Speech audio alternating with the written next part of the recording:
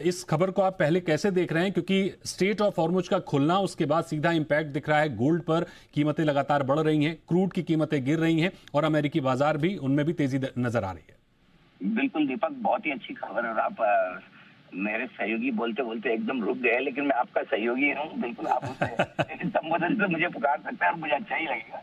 Thank you जहाँ sir. तक सवाल है जी, जहाँ तक सवाल है इस खबर का, वाकई में बहुत ही बढ़िया और बहुत ही बड़ी खबर है। और इस खबर का हम सबको बहुत समय से इंतजार था, क्योंकि देखिए सबसे बड़ी चीज ये है कि कच्चे तेल की कीमतें दुनिया भर में किसी के लिए भी अच्छी नहीं है।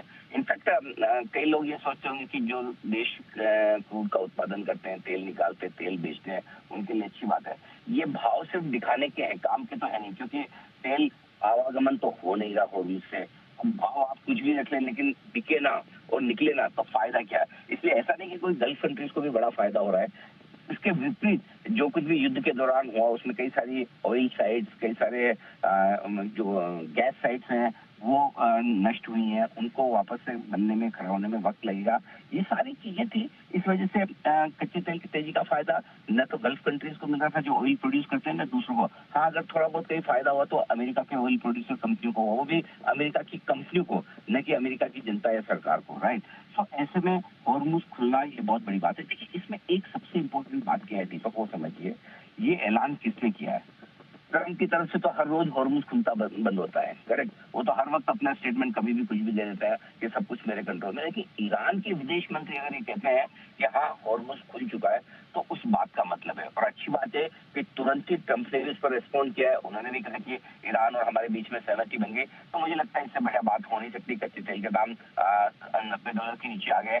बस एक बार थोड़ा और झटका लग जाए, जो जहाज हमेशा नॉर्मल पहले 100-125 के आसपास निकलते थे, उसके आसपास नंबर पहुंच जाएगा अगले 2-3 दिनों में प्रॉपर तरीके से।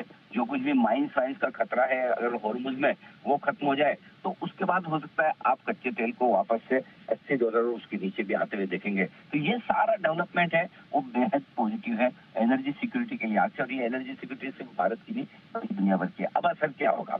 असर डेफिनेटली सेंटिमेंट के लिहाज से बड़ा पॉजिटिव है। सबसे पहले मार्केट अच्छा फील करेंगे।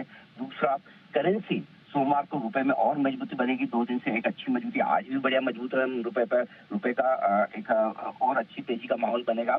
और ओवरऑल सबसे बढ़िया बात है कि ये युद्ध खत्म होने और शांति लौटने की तरफ बड़ा कदम है। और देखिए अल्टीमेटली ट्रंप भी यही चाहते थे, मिसाइलें दागना तो एक दूसरे के ऊपर 5-7 दिन से बंद सीज फायर चल रहा है, लेकिन जब तक हॉर्मुज पूरी तरह से न खुले तब तक आप माने कैसे हैं कि युद्ध खत्म हो गया।